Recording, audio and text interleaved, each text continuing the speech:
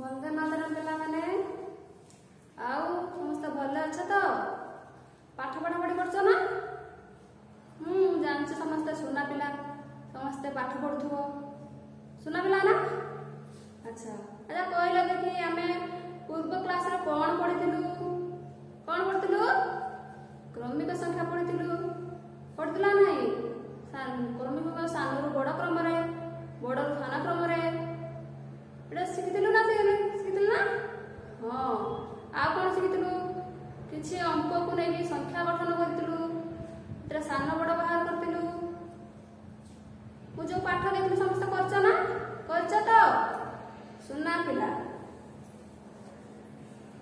अच्छा पिला हम नित्यदिन जीवन रे हम नित्यदिनिया जीवन में विभिन्न प्रकार जिनस देखुना चेयर टेबुल गछ लता पशु पक्षी ये सब देखु ना। अच्छा हम विद्यालय आसले कौन देखु चक डस्टर चेयर टेबुल एटा सब देखु ना देखु तो। अच्छा कहला देखि एई गुडी को सब ए जिनिस गुडी समस्त का आकार समान कि समान है समस्त आकार भिन्न भिन्न प्रकार नहीं। अच्छा कहला देखि से चित्र गुडी हम कहला देखि गच्छर जेमति चित्र सेमिति बाघर चित्र कि नुहे अलग पक्षीर जेमति चित्र सेमिति हमर चेयर टेबुल सेमति किछि अछि कि अलग अलग सब नुहे। ताहले आमे सही चित्र विषय आज विभिन्न प्रकार चित्र विषय जानिबा ना। अच्छा समस्त एई कला पटाकर मैं किछि चित्र अंकिछि। अच्छा कहला देखि ए चित्रटा को भलिया आइछि देखा जाउछि समस्त को देखा जाउछि। एटा समस्त पराटा खाइथिबो घरे मां पराटा करथिबे ए पराटार आकृति केमिति एमिति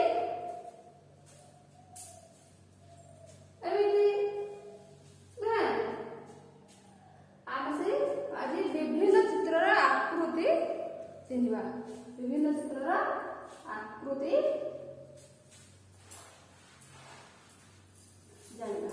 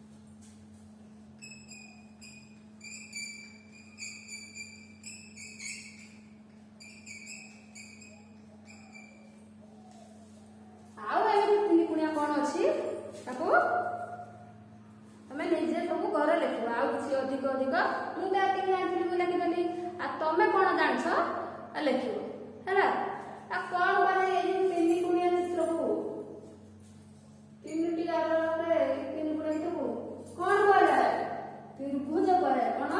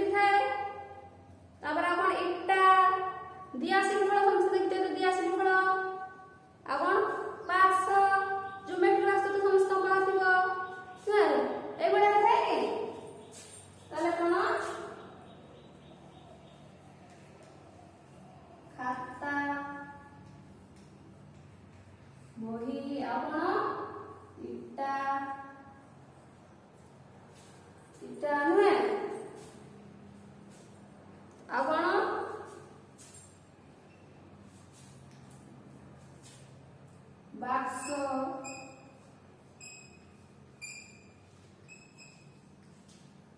ବାକ୍ସ। ଆଉ କଣ ଥାଏ? ଦିଆସିଲି ବଳ। ଦିଆସିଲି ତ ସମସ୍ତଙ୍କ ଘରେ ରହିଥିବ, ସମସ୍ତେ ଦେଖିଥିବେ ତ।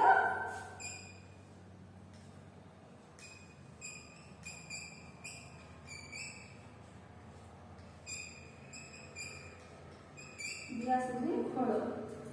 ତାହେଲେ ଏଇ ଚିତ୍ରଟିକୁ, ଏଇ ଆକୃତିର ଚିତ୍ରକୁ କଣ କୁହାଯାଏ? କଣ କୁହାଯାଏ? ଆୟତ ଚିତ୍ର। କଣ? ଆୟତ ଚିତ୍ର। ବୁଝି ହଉଛି? ଆଚ୍ଛା। ତାପରେ ଆମେ ଏଠି କଣ କରୁଛୁ? ଗୋଲ କରୁଛି। ଏମିତି ଗୋଲ କଣ କଣ ଜିନିଷ ଅଛି କହିଲା କି? ବଲ୍, ବଲ୍ ତ ଖେଳୁଥିବ। ବଲ୍ ଗୋଲ ନା କେମିତି? ଗୋଲ।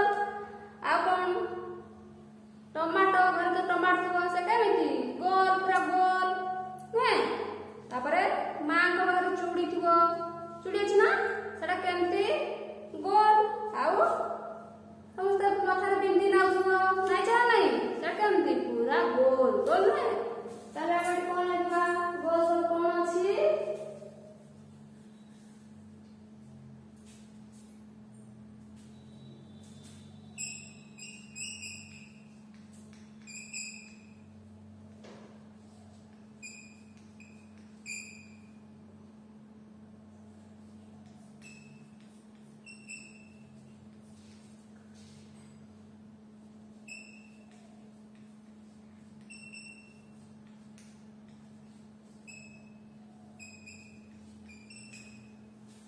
ମୁଁ ତ ଏତେ ଜାଣିଥିଲି, ଲେଖିଲି।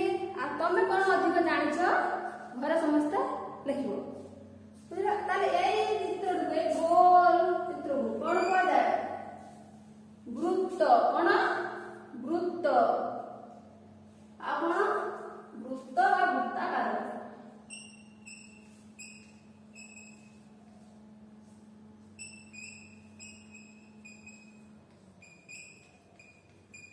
କଣ କୁହାଯାଏ? ବୃତ୍ତାକାର।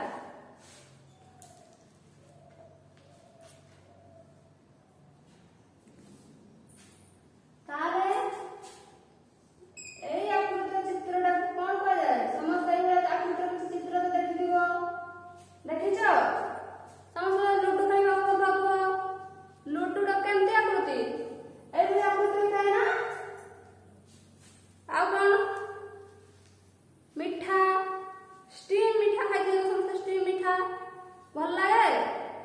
ଆଚ୍ଛା, ତାର ଆକୃତି କେମିତି? ଏମିତି। ଆଉ କଣ? ପନିର ନୁହେଁ?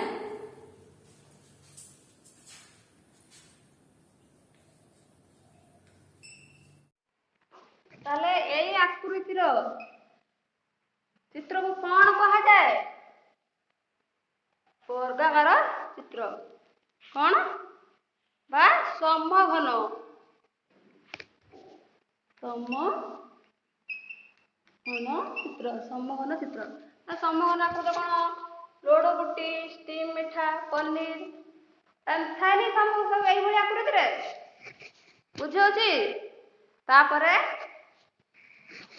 ଏଇଟା କଣ କିରେ?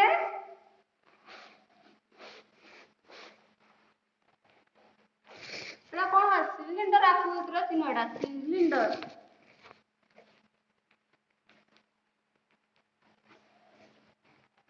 କୋଉ ଆକୃତିରେ?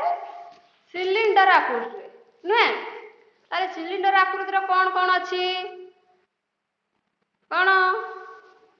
ଚକ୍, ସମସ୍ତେ ଚକ୍ ଦେଖିଥିବ, ଏମିତି ଉପରେ ଯେମିତି ଅଛି ତଳେ ସେମିତି ଅଛି ସିଲିଣ୍ଡର ଆକୃତିର। ଆଉ କଣ? ଗ୍ୟାସ ସିଲିଣ୍ଡର ନୁହେଁ? ଆଉ ପେନସିଲ, ମହମବତୀ ସମସ୍ତେ ଦେଖିଛ? ଆରେ ଲେଖିବା।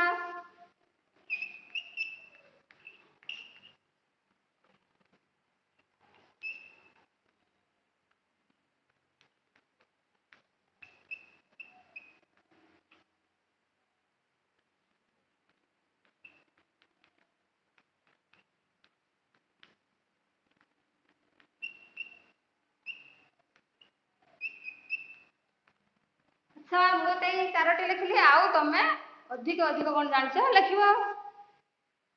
ତାପରେ ଏଟା କଣ କୋଉ ଆକୃତିର ଚିତ୍ର ହେଇଛି?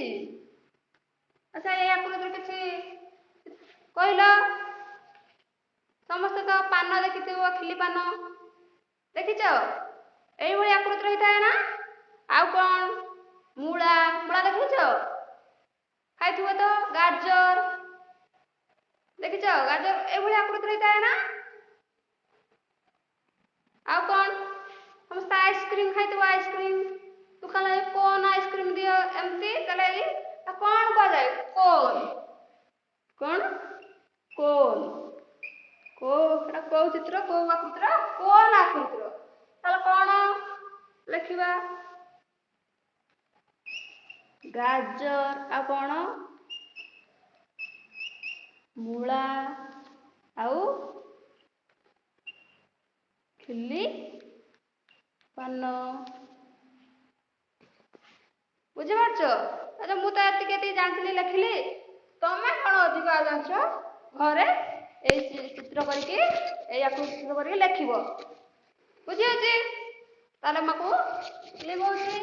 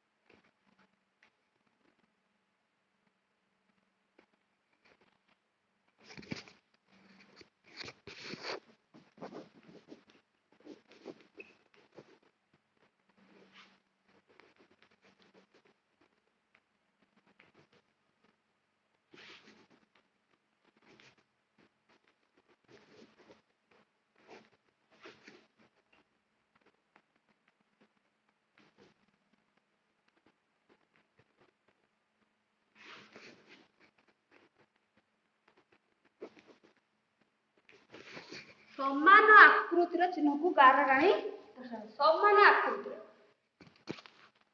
ଏଠି ମୁଁ କିଛି ଚିତ୍ର କରିଛି, ସେଇଭଳି ସମାନ ଆକୃତିର ଏପଟେ ବି କରିବି।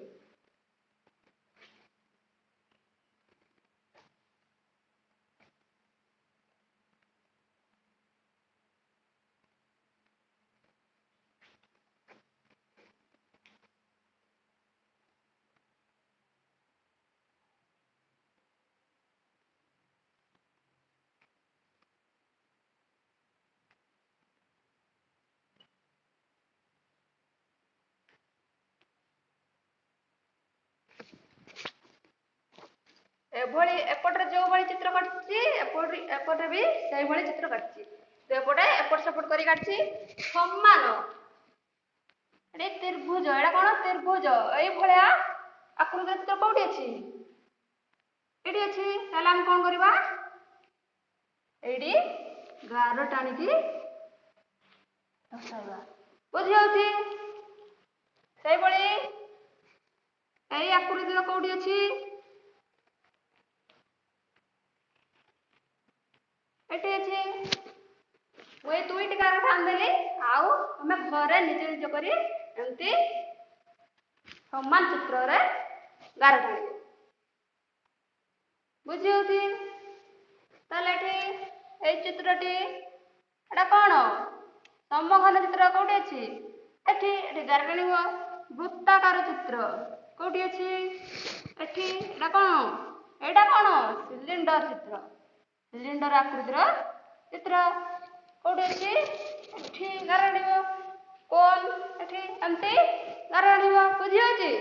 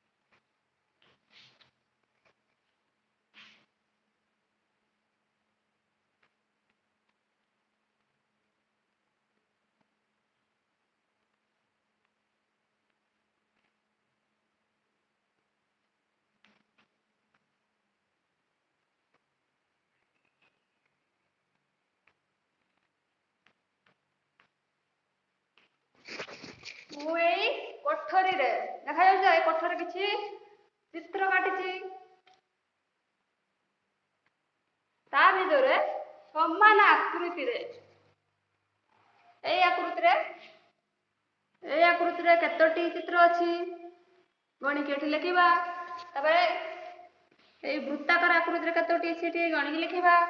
ତାପରେ ତ୍ରିଭୁଜ ଆକୃତିରେ କେତୋଟି ଅଛି ଆମେ ଗଣିକି ଲେଖିବା। ଆଉ ଏଇ ସମଘନ ଆକୃତିରେ କେତୋଟି ଚିତ୍ର ଅଛି ଗଣିକି ଲେଖିବା। ତାହେଲେ ଗଣିବା। ତାହେଲେ ଏଇ ଆକୃତିରେ ଏଟା କଣ કે ଆୟତଘନ ଚିତ୍ର। ତାହେଲେ କେତୋଟି ଅଛି ଗଣିବା।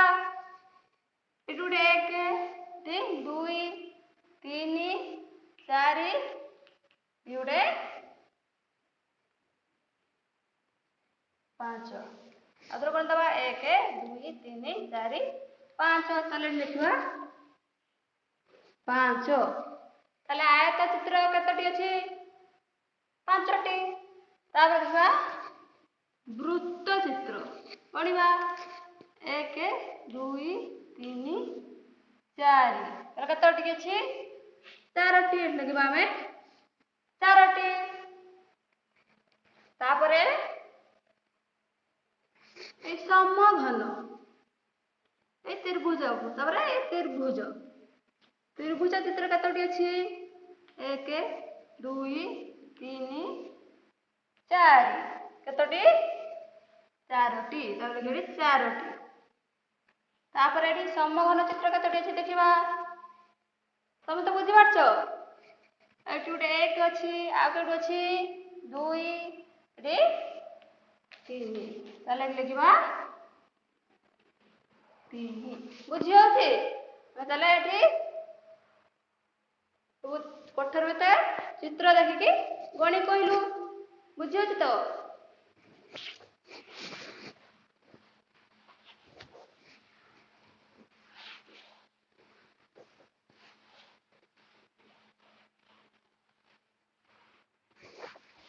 ସେମିତି ମୁଁ ଆଉ କିଛି ଚିତ୍ର କରୁଛି ନିଜ ନିଜ ଖାତାରେ କର। ଆଉ ଗଣିକି କେତୋଟି ଚିତ୍ର ଅଛି ଗୋଟେ ଗୋଟେ କୋଠରୀରେ ଲେଖିବ।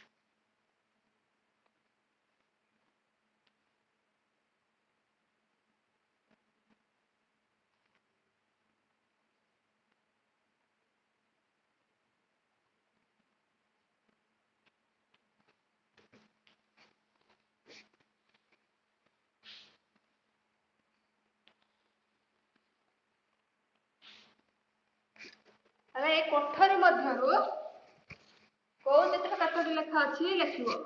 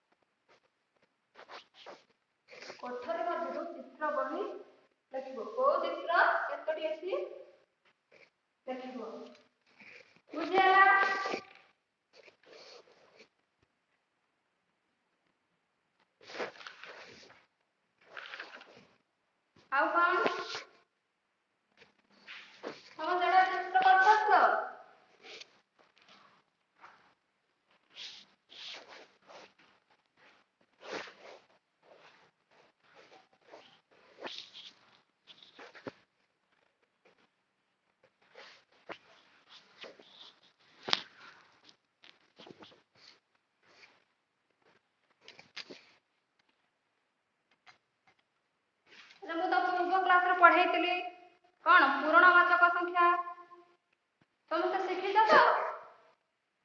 ମୁଁ କିଛି ଲେଖୁଛି, ତାକୁ ତମେ କହିବ କ'ଣ ହବ।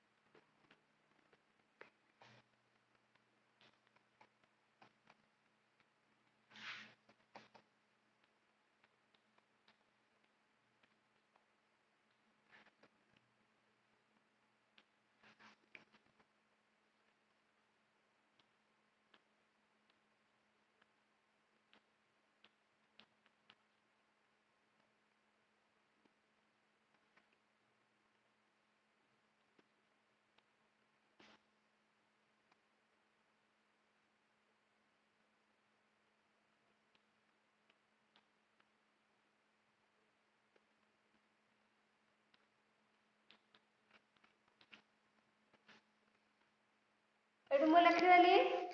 ତାର ପୂର୍ଣ୍ଣବାଚକ କେମିତି ଲେଖା ହବ? କେମିତି? ଆମେ ଶିଖିଥିଲୁ 3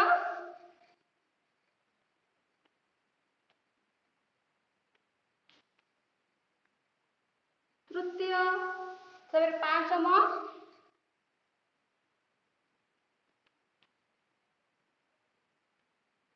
ପଞ୍ଚମ। ତାପରେ କ'ଣ ହବ? ନିଜେ ନିଜେ ଘରେ କରିବ। ସମସ୍ତେ ଲେଖିଦେଲ ତ?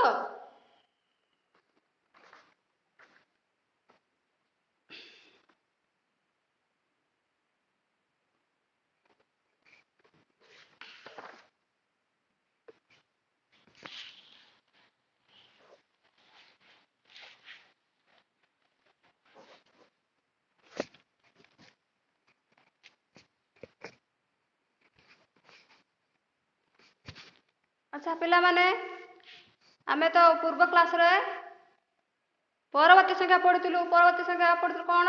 କେମିତି ପରବର୍ତ୍ତୀ ସଂଖ୍ୟା ପାଇବୁ? ଯେକୌଣସି ସଂଖ୍ୟାରେ 1 ଯୋଗ କଲେ, କ'ଣ କଲେ? 1 ଯୋଗ କଲେ ମୋ ପରବର୍ତ୍ତୀ ସଂଖ୍ୟା ମିଳିଥାଏ। ତ 3 ଅଙ୍କ ବିଶିଷ୍ଟ ଆମେ ପଢିଛୁ। ସେମିତି ମୁଁ 3 ଅଙ୍କ ବିଶିଷ୍ଟ ସଂଖ୍ୟାର କିଛି ପରବର୍ତ୍ତୀ ସଂଖ୍ୟା ଲେଖିଛି। ଆଉ ପରବର୍ତ୍ତୀ ସଂଖ୍ୟା କ'ଣ ହବ କହିଲ ଦେଖି? ଲେଖାହେଇଛି 253। ତାର ପର ସଂଖ୍ୟା, ପରବର୍ତ୍ତୀ ସଂଖ୍ୟା ମାନେ ଆଗ ସଂଖ୍ୟା କ'ଣ ହବ? ଆମେ ଜାଣିଛୁ ଏଥିରେ କ'ଣ 1 ଯୋଗ କଲେ ଆମକୁ ପର ସଂଖ୍ୟା ମିଳିବ, ପରବର୍ତ୍ତୀ ସଂଖ୍ୟା ମିଳିବ। 3 1 4 5 ମିଳିଗଲା। ବୁଝି ହଉଛି? ତାହେଲେ ଆମେ ଏଠି କ'ଣ ଲେଖିବା?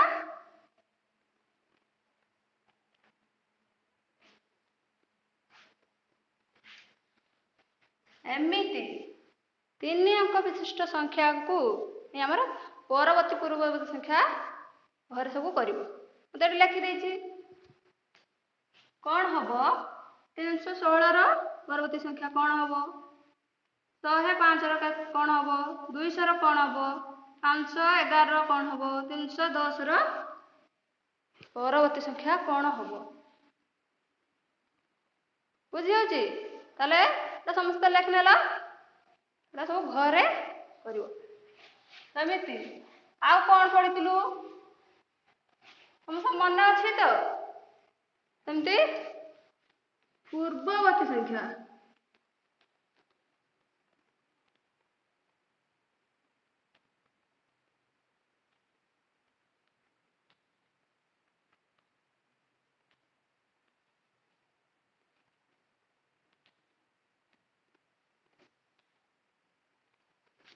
ପୂର୍ବବର୍ତ୍ତୀ ସଂଖ୍ୟା ମାନେ ପଛ ସଂଖ୍ୟା। ଏମିତି ଆମେ 3 ଅଙ୍କ ବିଶିଷ୍ଟ କେତୋଟି ସଂଖ୍ୟାକୁ ନେଇକି ଆମେ ପୂର୍ବବର୍ତ୍ତୀ ସଂଖ୍ୟା ବାହାର କରିବୁ।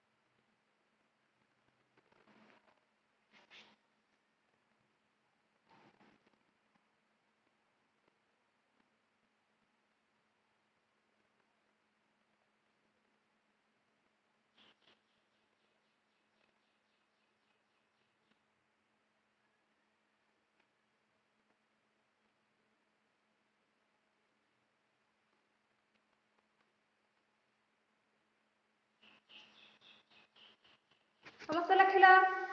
ତାହେଲେ ପୂର୍ବବର୍ତ୍ତୀ ସଂଖ୍ୟା ଆମେ କେମିତି ବାହାର କରିବା? ଯେକୌଣସି ସଂଖ୍ୟାରେ ଏକ କ'ଣ କରିବା? ଏକ ବିୟୋଗ କରିବା। କ'ଣ କରିବା? ଏକ ବିୟୋଗ କରିବା। ତାହେଲେ ଏଠି ଲେଖା ହେଇଛି 318, ସେଥିରେ କ'ଣ କରିବା? ଏକ ବିୟୋଗ କରିବା। 8 ରୁ 1 ଗଲେ କେତେ? 7। 1 ରୁ 1 ସମସ୍ତେ ଶିଖିଛ। ବିୟୋଗ ଯୋଗ ବିୟୋଗ ସମସ୍ତେ 5 କ୍ଲାସରେ ଶିଖିଥିଲ। ତାହେଲେ କେତେ ହେଲା? 317। ତାହେଲେ 318 ପୂର୍ବବର୍ତ୍ତୀ ସଂଖ୍ୟା କିଏ? 317। ତ ଏମିତି ଗୋଟେ କହିଦେଲେ ତାପରେ ନିଜେ ନିଜେ ସମସ୍ତେ ଘରେ ଏଟାକୁ କରିବ। ବୁଝି ଯାଉଛି?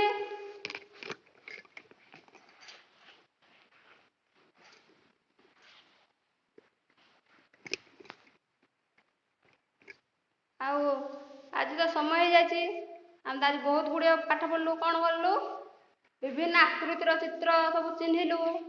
ଆୟତ ଚିତ୍ର, ସମଘନ ଚିତ୍ର, ବୃତ୍ତାକାର, କୋନ୍, ସିଲିଣ୍ଡର ଏଗୁଡ଼ିକ ସବୁ ଚିହ୍ନିଲୁ। ସେଗୁଡ଼ିକ ମଧ୍ୟ ଆମ ନିତିଦିନିଆ ଜୀବନରେ କ'ଣ କ'ଣରେ ଆମେ ଦେଖୁଛୁ ତାହା ମଧ୍ୟ ଜାଣିଲୁ। ଆଉ ପର କ୍ଲାସରେ ଆମେ ଆଉ ଅଧିକ ନୂଆ ନୂଆ ପାଠ ଶିଖିବା। ଆଉ ତ ସମୟ ହେଇଯାଇଛି। ବନ୍ଦେ ମାତରମ୍।